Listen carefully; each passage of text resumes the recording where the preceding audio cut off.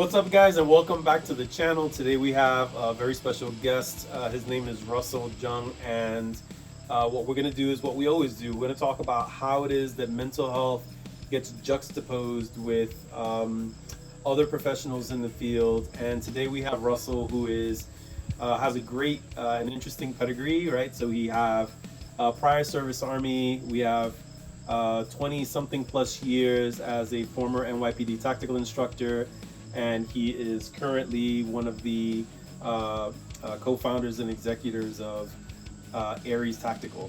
So I'm just going to have Russell introduce himself and kind of share a little bit more about his own background. Hey, I'm Russell Jung. So I have about 24 years in the police department.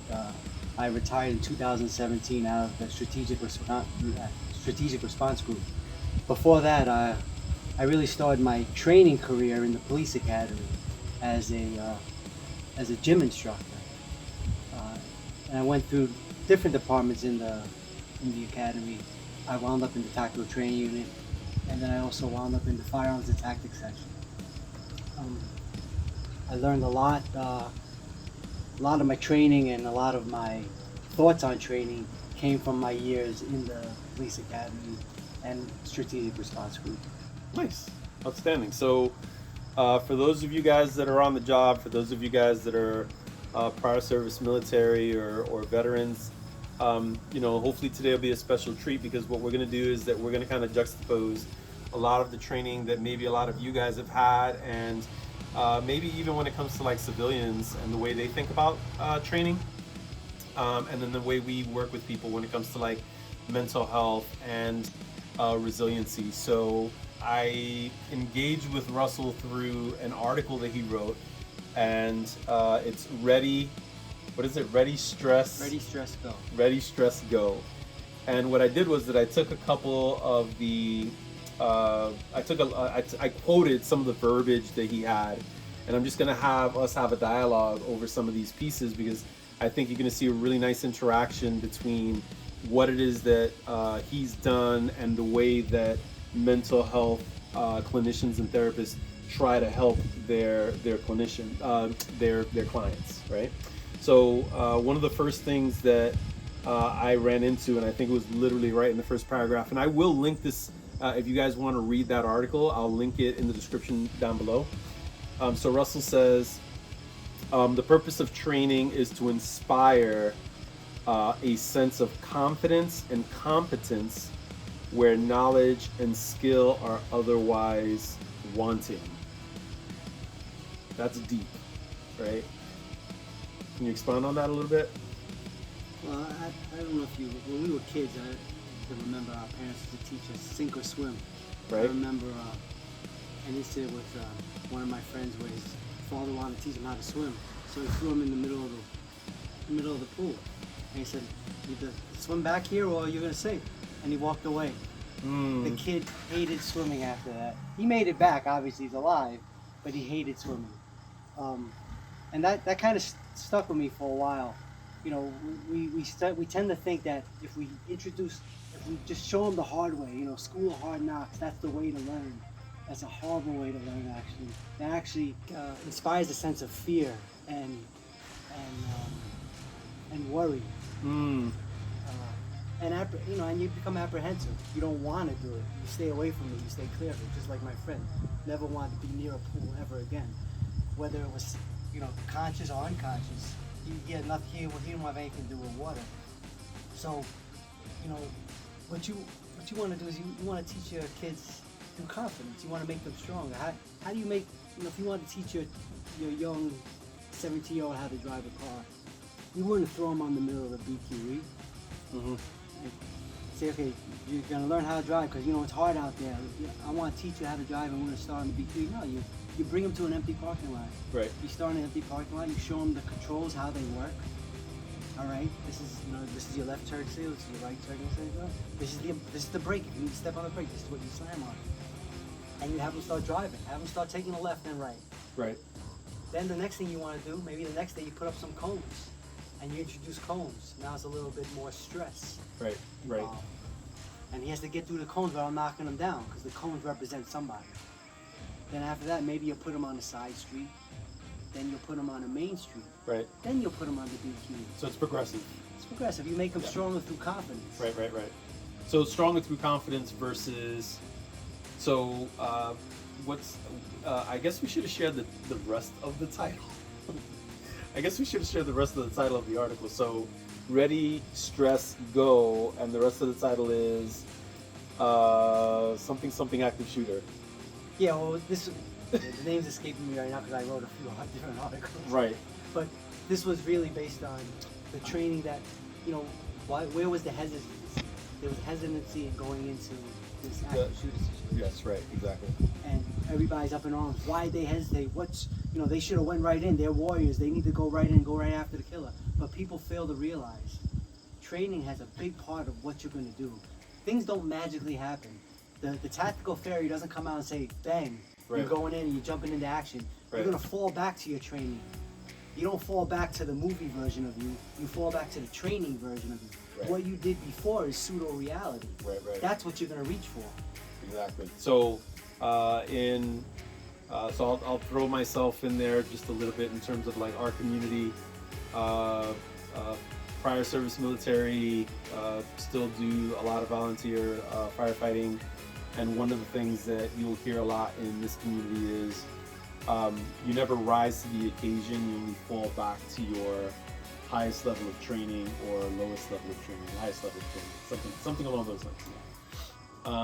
And I guess the reason that this caught my eye was that in his quote, the purpose of training is to inspire, is because in the article, you're talking about how it feels like the new goal of training when it comes to tactics for either military or first responders is the goal was to just stress people out, and it kind of missed the point of inspiring confidence, competence, in the training. Like that was the crux of, that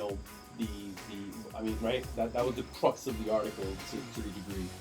And what I liked about that is that, on the other side, I'm not doing anything different when I'm talking to people in, whether it's in my office or not in my office, because I'm also trying to train them, except that mine is more like PT for the brain, right?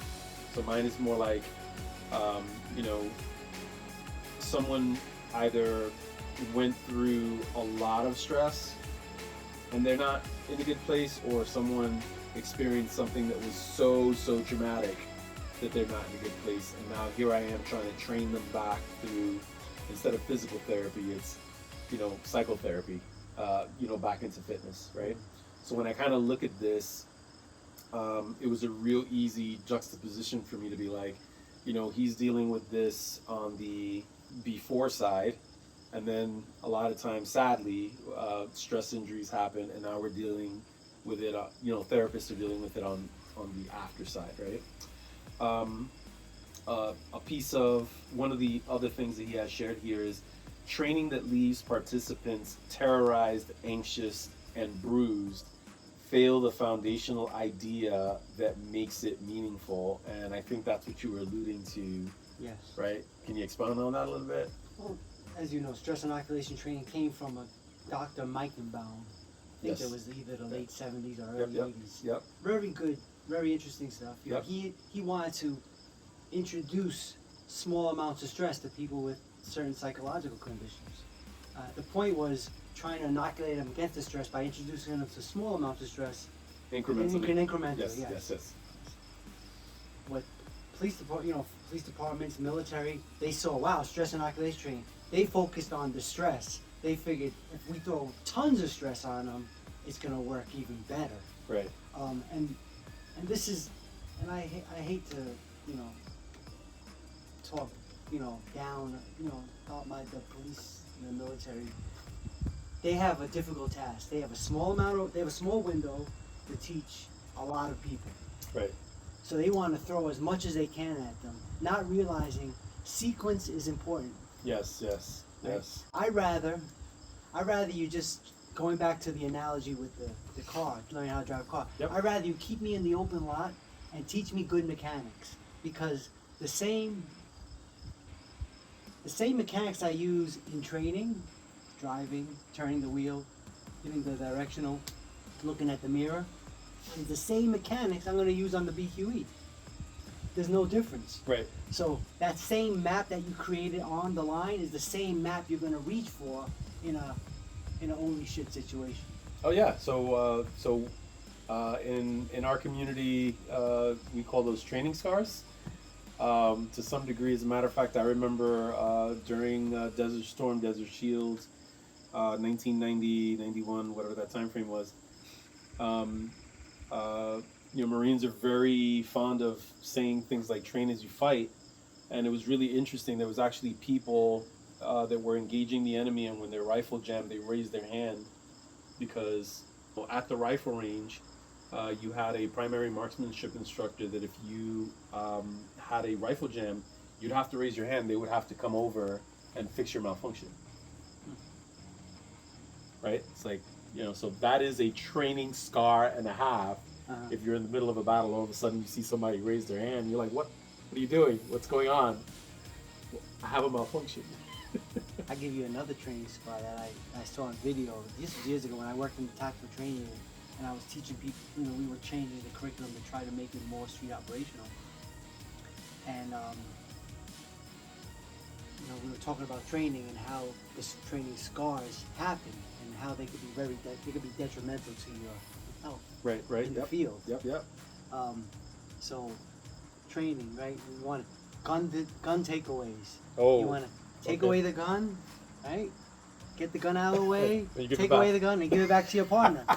Take away the gun, give it back because you want to get repetitions in. That's right. That's right. Yeah. So I found the video where off-duty cop was in he was an undercover cop. He was in a bodega or supermarket. Yeah. He took away the gun. I remember that. And he gave it back to the guy. That's right. I remember that. And you're like, why would he do that? Yeah. What was he thinking? This is the point of training, and this is the point of situation where life and death is involved. Right. You don't think like that. There's a different pattern of thinking, right? So you go back to what you know. You go back to the patterns you know. That same movement, that same neural pathway you used in training is going to be the same neural pathway you used. That's right. In reality. That's right. I hate to say in reality.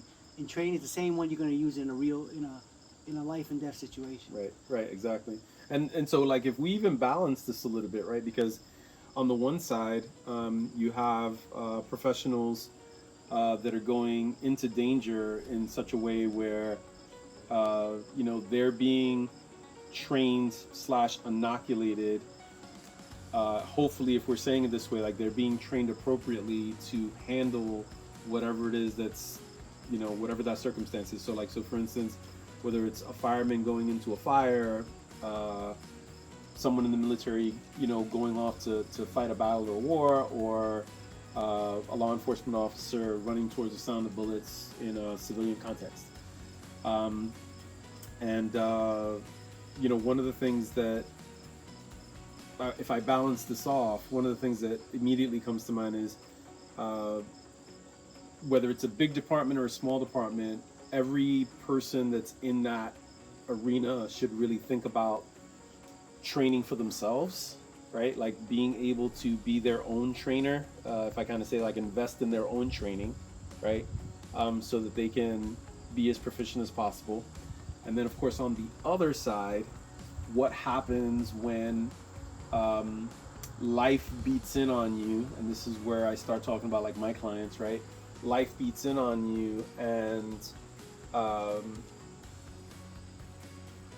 we in my profession like to use this word called schemas, which basically is a negative coping strategy. And interestingly enough, this would be the training scar. So what does that mean? It means that someone is doing something to mitigate a situation, and it temporarily stops the pain, but then it actually increases the pain in the long run. Does that make sense? It makes a lot of sense. Does that make sense? Yes. Right? So on the battlefield, on the fire grounds, we're talking about training scars that almost are being trained into a person, but here's someone doing it to themselves, where they're sequentially doing the same thing over and over again that is causing them more harm long term, right? So I love the fact that you said sequence is important, because it's harder to learn something, unlearn it, and then relearn it. Would you agree? Totally agree. Yeah, yeah, totally agree. So sometimes we'll get into conversations. I'm like, I think he's gonna agree. But yeah, so on this side of the house, I literally am the person that's helping someone unlearn something and then relearn something that's more adaptive, where you're the person that's actually trying to teach the learned response correctly from the beginning, so they can get into and out of a life and death situation. Yes and no. Okay. Because they do come in with their own baggage, though. Yes. Cultural baggage. Sure. Yeah. And policy and legal baggage. Yeah. Yes. Right. So what they teach them in the police academies, well, you gotta be able to articulate. You gotta be careful. You gotta be able to use the right words and articulate why you did that. So I don't know. They always kind of hedge where they say, you could do this, but I don't. I wouldn't. When you hear somebody say you could but you can't. Right. You go in with conflicting messages. You can't be a decision maker. Right. I want to make cops, military. Right. I want to make them good decision makers. Yes. That's what inspires confidence. If you can't make a decision, you can't be confident. If you're not confident, it's a spiraling. Right. It spirals down out of control. Right. Confidence only can spiral up. Right. But no confidence only can spiral down, leading into panic. Yes. And that's what you don't want a cop panicked. Right. And conflicting messages makes a cop worry, anxious, and then panic. Ineffective. Because at a certain point, they're going to have to do something to save their life or save somebody's life. Right. And do you want them to be confident or do you want them to be panicked when they do that? Right. Exactly. Yeah. So literally, the sequence is important. Goes right into this piece that you shared. It's you said training that is reality-based / stress inoculation training ... And then right after that, it comes. Basically, what we're really trying to do is to build a tolerance against trauma. And what you're talking about, unfortunately, the way we've been talking about this, is almost like, I would call it like a stress injury / training scar, right? Like we could almost use those things interchangeably, right, in our conversation, because you're giving someone a yes and a no at the same time. They don't know what file to pull from. They don't know what tool to use. They don't know what decision to make, because you just made a decision tree exponentially great, which reduces reaction time, yada, yada, yada, right? So you could explain that a lot better than I can, I'm sure. Well, decision making is not the same when we're in the comfort of your living room, right, than when you're almost going to die, or when you're in a situation where you have to make a life or death decision. Right. You can't, yes, I could easily decide which house I should buy and decide, okay, is this a good school district? How's the taxes here? How's the neighborhood? How's the crime? And you could compare those, and you could compare prices, and you could compare, different communities, and say, okay, I decide on this one. It doesn't work like that. It's go or no go. Right, exactly, yes. It's go forward or go backwards. Right. There's no decision tree that you make when not, I can't even say seconds, fractions of a moment count. That's right. That's right, yeah.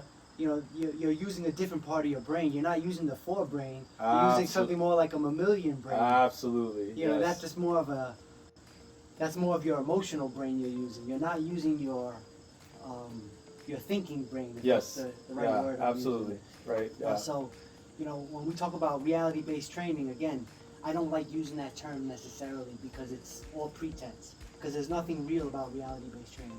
Right.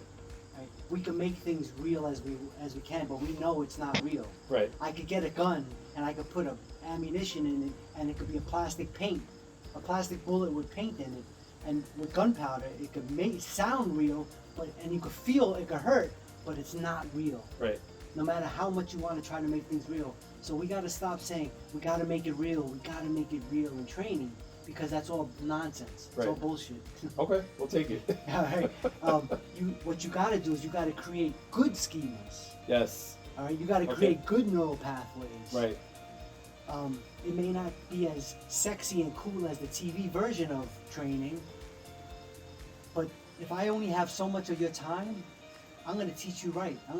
How would I teach my son how to drive? I would teach him in sequence. Right. And if I can't bring him to the BQE, I'm going to keep him in that open parking lot, because I don't want my son to get hurt. That's right. I don't think that, I know helicopters fall out of skies and trees fall down and land on cars and hit cars occasionally, but I'm not going to drop a helicopter on my son while he's training. Yes. All right. But what happens in training, in law enforcement and in military, is they throw these scenarios in that are unlikely to ever happen. But even if they do happen, what was the point of them? Right. What was the point of ambushing me to the point where I die in training? Right. What was the point of that? Right. To show me how I could die? Because all I learned how to do was die. Right. How do I live? Right. Which is negative reinforcement, basically. Yes. Right. Which is negative reinforcement. Yes. So I love the idea, the way that you explain this whole idea of like decision making, and I explain this I explain this to my clients a lot of times, that they come in feeling very guilty and ashamed because they've made poor decisions, right, in their life, except that they did it under the influence of anxiety, depression, post-traumatic stress, or some other mood or mental issue, right? Or just say that someone's undiagnosed and they're dealing with stress to the point where they don't understand they really do have a stress injury, and they're making decisions and they're wondering, why isn't life working out for me? And it's exactly what you were talking about, where I try to normalize this for people and say, if this is your forebrain, your prefrontal cortex, I call that safe and social. This is where we make decisions. This is where we connect with other people socially. And then if you drop into that center part of your brain, into the lower part of your brain, I call it the panic button. Everything there is all about thrillers, horror flicks, paranoia, fear, and we are prone to make completely different decisions when we're lingering in that space of the brain. So again, what do therapists do? We try to help people come back up to the front part of their brain, so they can realize you made those decisions from a completely different perspective, right? So we can actually work on things like self-forgiveness or self-compassion, or anything like that. So I really appreciate the highlight on the idea of like decision making is different. So right after Russell talks about building a tolerance against trauma, and this whole idea of like reality-based / stress inoculation training, he makes this very high, like you have to see it, because it's like, this is important. Like, proper training can and should empower, right? It's like proper training can and should empower. Talk about it. So what depresses me, because I, as a trainer, and as a lot of times I'm called upon as an expert witness, or I'm called upon to give my expert opinion on things. I'd have to review a lot of videotapes and situations where cops get into bad situations and they don't really turn out well. And what always bothers me is when I see a cop just stop and open their eyes and look blankly at somebody and not know what to do. Right. That's a form of anxiety. Yes. They're thinking about a million other things, but not about, how do I handle this guy now? Right. They're thinking about, what happens if I do hit him? What's going to happen to me? Is there video cameras on me? What happens if I make a mistake? So many things are running through their head, but the situation in front of them is a life or death situation. That's right. Why are they thinking this? And it does. And what it tells me is, That's where I fail as a trainer. And when I say I say it as us as trainers. Right. If you can't blame, we got to stop blaming the cop for making bad decisions in the street sometimes. Sometimes we got to look inwardly and say, where did we fail him? Why did he make that decision? If Right. it was a decision at all. Right. Or was it just a response to, holy shit, what do I do now? Right. Panic. Right. Right? So that always bothered me. I want to, for me, the best thing that, as a trainer, the best thing that somebody's ever told me was, I was in this situation and I heard what you said in that class last time, and this is what made me feel more confident. Yes. It wasn't fear and panic, and it wasn't, oh shit, that got me. It was, they made good, proper decisions because they were in panic. That's right. You can't think. It's impossible to think with your emotional brain. You can't think logically and rationally with your emotional brain. The moment you're in an emotional state, it's done. It's over. Now it's all, mid-brain activity. Right. I want to keep cops thinking. So I want to give them a good decision tree. Right. And the only way I can give them a good decision tree is through training. That's right. Right? Because that's pseudo-reality. That's right. Right? Training is pseudo-reality. If I taught you how to take a gun away from somebody in training, you took a gun away from somebody. It doesn't matter that it wasn't training or it happened in the street. Right. If I taught you how to take a bad guy down that has a hammer in his hand properly, and you take him down, you took a guy with a hammer in his hand down properly. That's right. Yep. There's no, oh, that was training, this is reality. There is no, they're one and the same. Right. So why don't I import good schemas into their toolbox? Yes, absolutely. I think something similar to what you do with your clients is you import good schemas into their toolbox so they could choose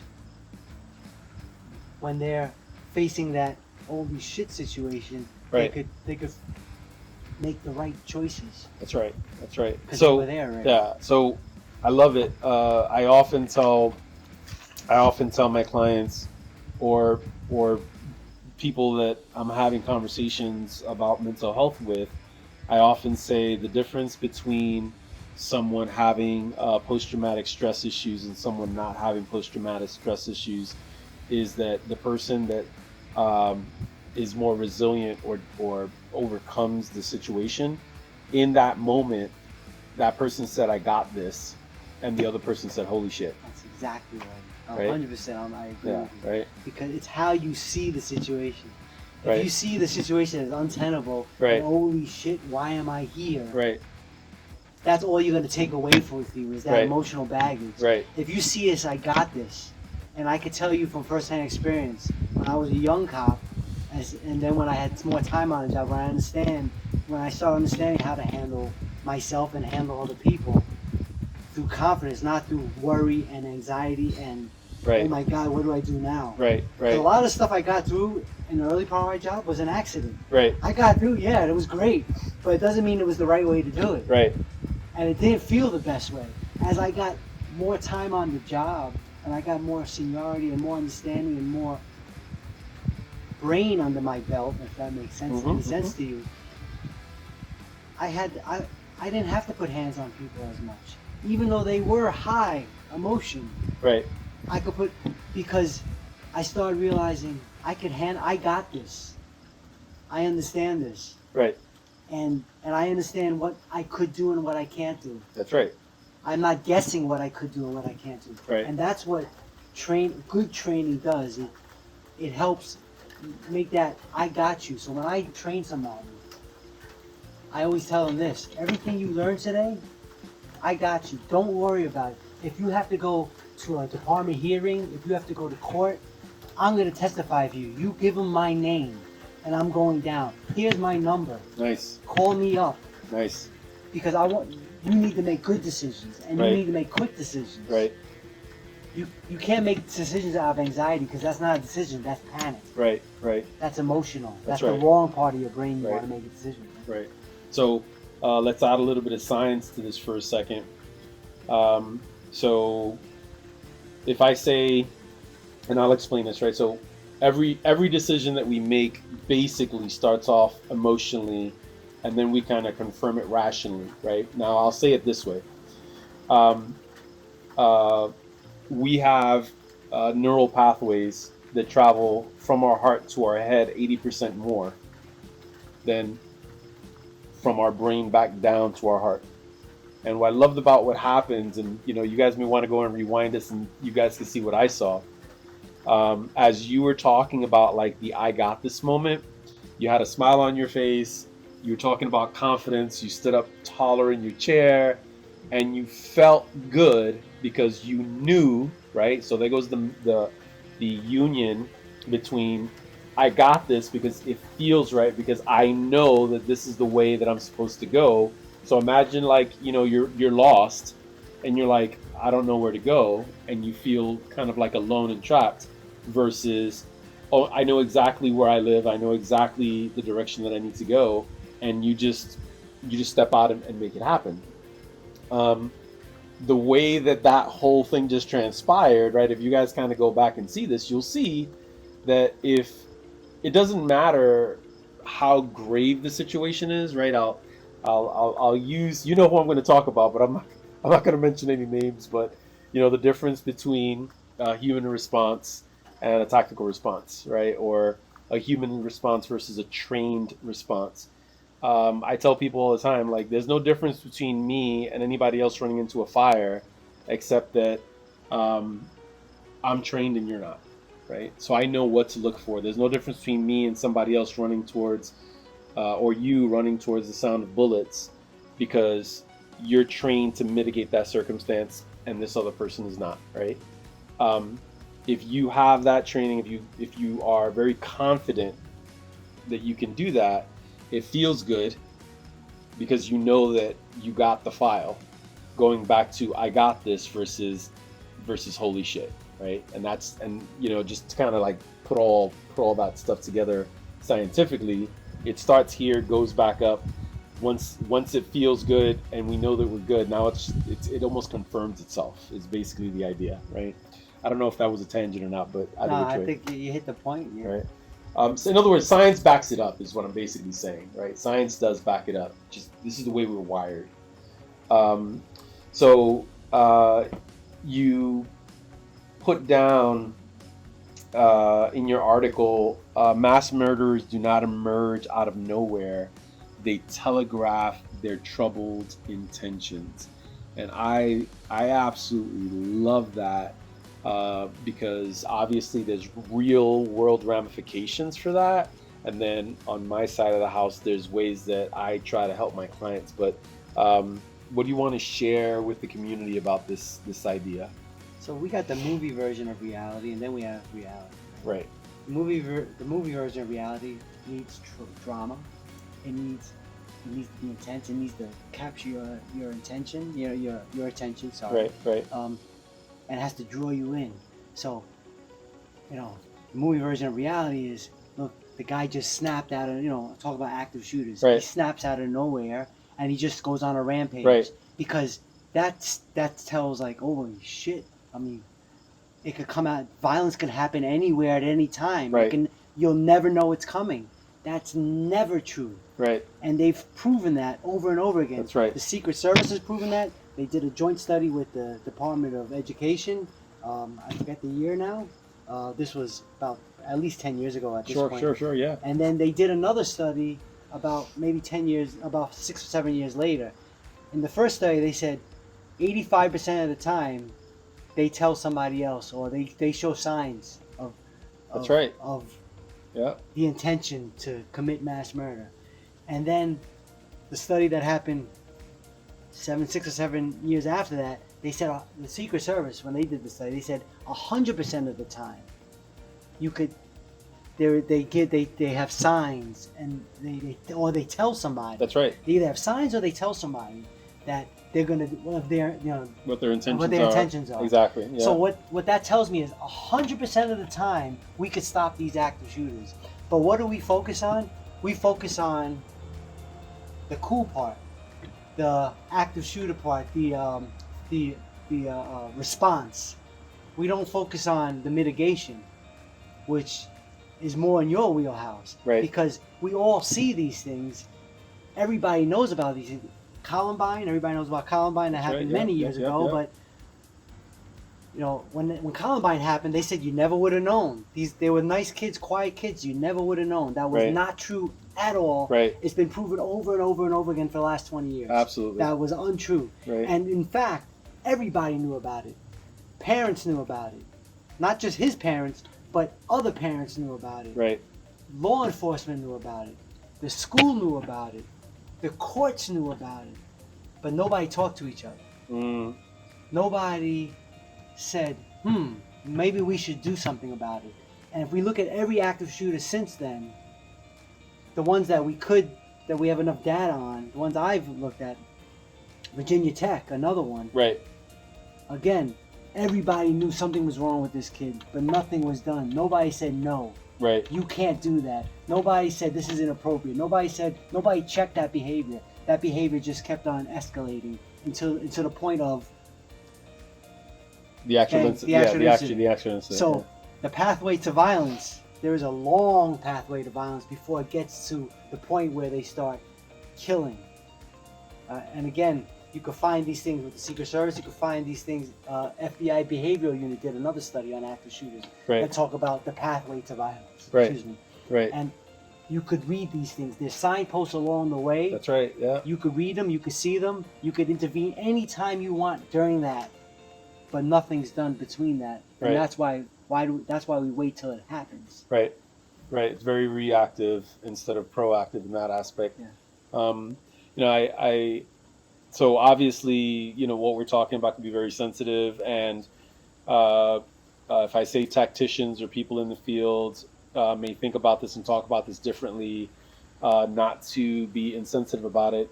Obviously, talking about real world issues that impact real life, and then as we're trying to just dissect this here, and I'm juxtaposing how do I imbue, if I kind of say resiliency in this context, what you're talking about and being proactive is really looking at, focusing on all the behaviors that lead up to so that it's preventative, which, by the way, mental health is a huge component of that with a lot of these people, obviously. I think all of these people, I guess I should say.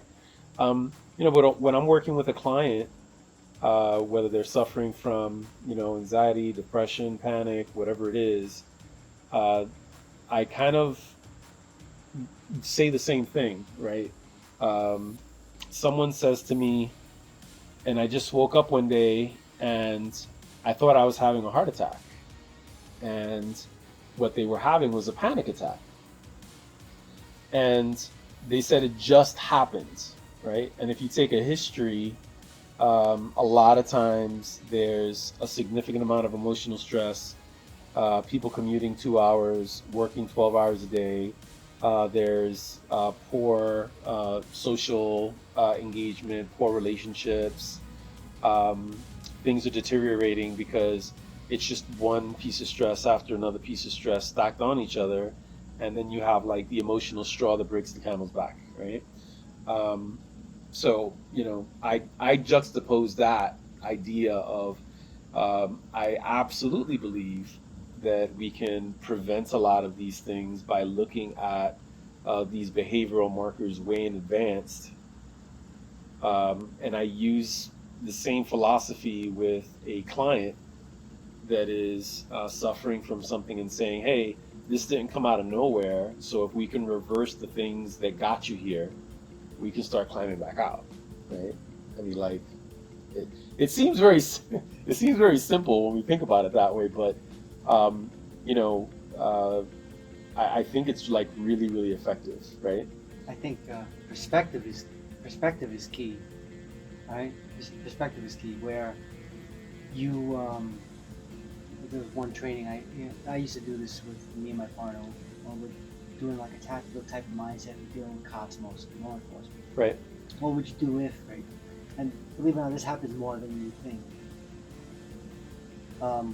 Guy comes out, sees you from 20 feet away, You just had a job, this early mail. Right. So you get to the scene, you see this guy in the corner, you start approaching him, he starts approaching you. He starts puffing up his chest, he starts walking forward, his fists are clenched, his jaw's jutting forward, Right. and he's saying, "What, motherfucker, what?" And he's walking towards you, right? What are you gonna do? Well, they usually go, well, what is he doing exactly? What's in his hands, you know? Then I said, well, wait a minute, let's just go back a few. Let's change that scenario just a little bit. You're in a bar, and the guy's coming from 20 feet away, saying, Right. I saw you looking at my girl, motherfucker, and doing the same exact thing. Right. What are you gonna do? Oh, I'm Right. gonna punch him in the face. Right. Pre-incident indicators. Yeah. Okay, it's perspective, really. Yes. Yeah. All right. The cop is saying, I have to wait till he hits me. I said, but when did the fight start though? Right. The fight starts when he punches you in the face. Wait, but before you got on the job, you understood, or Right. in this other scenario, you understood. Wait a minute, the fight started 20 feet away from me. That's right. Yeah. I saw the fight a minute before. If you could see the fight a minute before, you could respond a lot better than seeing the fight when it's punching you in the face. That's right. If that yeah. makes sense to Yeah. you. Yeah. Yeah. Absolutely. Right? And your response is so much different because you have a lot more time to consider what I need to do and the confidence to do it. That's right. As yeah. opposed to waiting till the hand gets right here before you say, I got to do something. That's right. And I think what you were saying and what I've been trying to do is I want to have people see before it happens. That's right. I want the signposts along the way. That's right, that we yeah. can mitigate these problems and probably stop them Right. if we allow ourselves to see it through a prism of understanding. That's right. That's right. Before it creates a panicked response in us. Yeah. Yeah, so this is like I said, we could stay here for a while. I think I'm gonna break you here. I'm gonna have to go to a part 2, but I'm gonna leave everybody with a question. I absolutely know that you know the answer to this, but I'm just gonna piggyback off of what you were sharing. So where's the first place that you get hit in the fight? Leave your answer in the comment section down below. Where's the first place that you get hit in the fight? You'll get the answer when we come back, if you come back and watch part 2. In the meantime, guys, thanks for watching. We're going to post Russell's link to the article that he wrote that kind of inspired a lot of the interview that we had today down in the comment section, in the section down below. And I definitely want to thank Russell for giving me his time today. It was thoroughly enjoyable. We could stay here having these conversations like forever and a day, I think. Is there anything that you want to share with our viewers, just as a closing thought? Because we're gonna come back and do part 2. Like there's no question, we got to do part 2. I guess I can wait till part 2, but if you have any questions or any comments, you could reach out to. You could look for me at ariestactics.com. My email's info@ariestactics.com. And that'll be in the section down below as well. But thanks again, and guys, thank you for watching. Stay tuned for part 2. I think you guys are going to be pleasantly surprised. Talk to you soon.